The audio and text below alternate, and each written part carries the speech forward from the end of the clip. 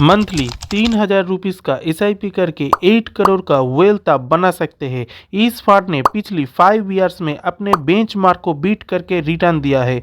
इस fund low risk high return provide किया। चलिए देखते हैं SBI म्यूचुअल फंड का कौन सी ये फंड है।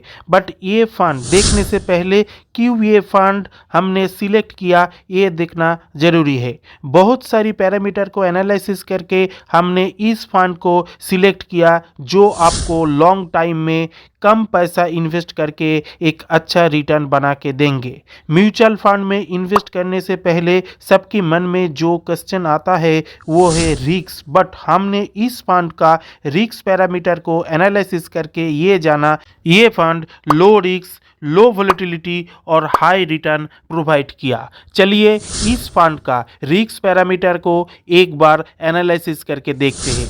ये फंड है SBI magnum mid cap direct plan growth. Standard deviation जितना कम होगा उतनी बेटर। इस फंड का स्टैंडर्ड डेविएशन है 14.43 जो कि कैटेगरी एवरेज 14.97 को बीट करके कम स्टैंडर्ड डेविएशन प्रोवाइड किया, इसलिए ये फंड लो वोलेटिलिटी है। ये फंड का रिटर्न एक एवरेज बना के कम ऊपर नीचे हुआ। नेक्स्ट आता है बीटा भी जितना कम होगा उतने बेटर। इस फंड का बीटा है 0.83 जो कि कैटेगरी एवरेज 0.88 को बीट करके कम बीटा प्रोवाइड किया, इसलिए ये फंड लो वोलेटिलिटी है, एक एवरेज रिटर्न बना के दिया। नेक्स्ट है शार्प रेशियो जितना ज़्यादा होगा उतनी बेटर। ये फंड 1.38 का शार्प रेशियो प्रोवाइड किया जो कैटेगरी एवरेज 1.14 को बीट करके ज़्यादा शार्प रेशियो प्रोवाइड किया, इसलिए ये fund better risk adjustment return provide किया। नेक्स्ट है टेन्योर रेशियो, ये भी जितना ज़्यादा होगा उतनी बेटर। ये फंड 0.24 का टेन्योर रेशियो प्रोवाइड किया जो कैटेगरी एवरेज 0.19 को बीट करके ज़्यादा टेन्योर रेशियो प्रोवाइड किया जो कि एक अच्छा better risk adjustment return provide किया। नेक्स्ट है अल्फ़ा। रिस्क एडजस्टमेंट के लिए अल्फ़ा एक अलग ही रोल प्ले करता है। Alpha is a very important.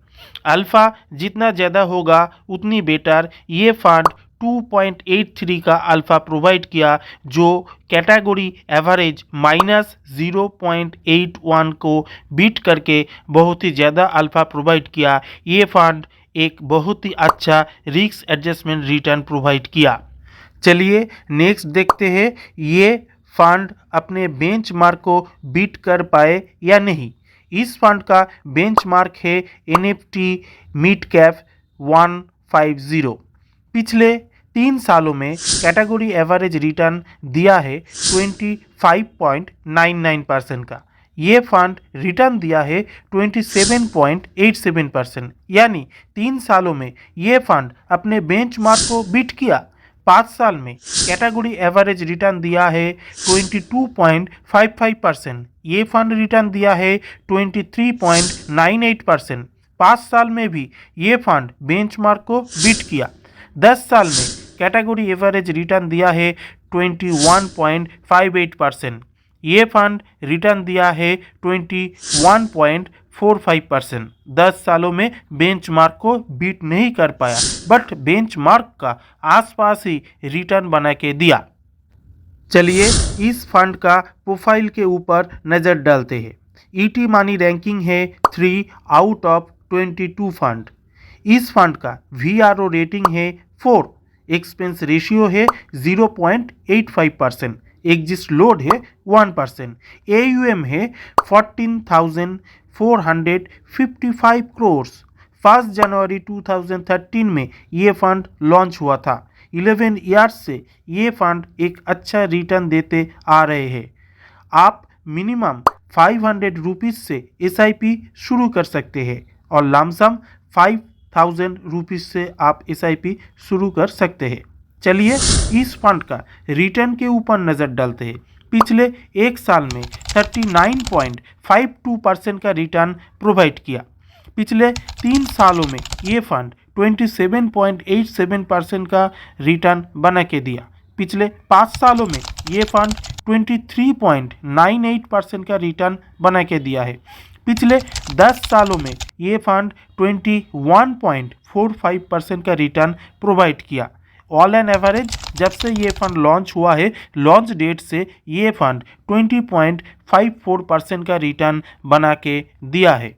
चलिए आप रिटर्न कैलकुलेट करके देखते हैं कैसे आप लोग मिनिमम इन्वेस्ट करके 8 करोड़ का वेल्थ बना सकते हैं। ऑल इन एवरेज ये फंड 20.54% का रिटर्न दिया है। 20.50% का एक्सपेक्टेड रिटर्न मान के चलते हैं। आप अगर मंथली 2000 रुपीज़ का SIP करता है 15 ईयर्स के लिए, तो आपका टोटल इन्वेस्टमेंट अमाउंट होगा 3,60,000। Estimate return 20,32,760। टोटल वैल्यू बनेगा आफ्टर 15 ईयर्स 23,92,760। आप अगर और 5 साल आपका इन्वेस्टमेंट जारी रखा, यानी 20 साल तक आप इन्वेस्टमेंट जारी रखा, तो आपका टोटल इन्वेस्टमेंट अमाउंट होगा 4,80,000। Estimate return 63,41,302। तो टोटल वैल्यू आफ्टर 20 ईयर्स होगा 68,21,302। आप अगर और 5 साल इन्वेस्टमेंट जारी रखा, यानी 25 ईयर्स तक आप इन्वेस्टमेंट किया, तो टोटल आपका इन्वेस्टमेंट होगा 6 lakh. Estimate return 1,84,57,687। After 25 years के बाद आपका टोटल वैल्यू होगा 1,90,57,687। आप अगर और 5 साल बढ़ा दे, यानी 30 ईयर्स तक आप इन्वेस्टमेंट जारी रखा, तो टोटल आपका इन्वेस्टमेंट अमाउंट होगा 7,20,000। Estimate return 5,21,47,702। टोटल कर्पस बनेगा आफ्टर 30 ईयर्स 5,28,67,702। आप अगर 3,000 रुपीज़ से SIP करते हैं टाइम 20 ईयर्स के लिए, तो टोटल इन्वेस्टमेंट अमाउंट आपका होगा 7,20,000। एस्टिमेट रिटर्न होगा 95,11,953।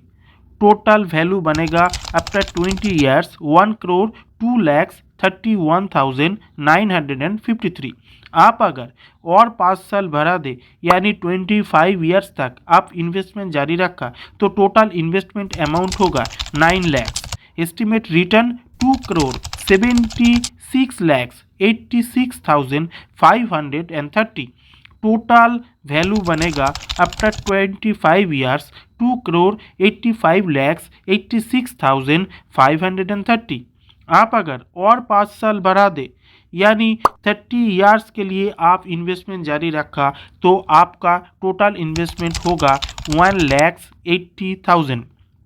एस्टिमेट रिटर्न होगा 7,82,21,554। टोटल वैल्यू बनेगा आफ्टर 30 ईयर्स के बाद 7,93,01,550 करोड़, यानी 8 करोड़ का आपका फंड रेडी हो जाएगा after 30 years. Minimum 3,000 rupees monthly investment आप अगर 30 ईयर्स तक करेंगे, तो आपका लगभग 8 करोड़ का वेल्थ आप बना सकते हैं। इस वीडियो के रिगार्डिंग आपका कोई मन में क्वेश्चन है तो कमेंट बॉक्स में पूछ सकते हैं।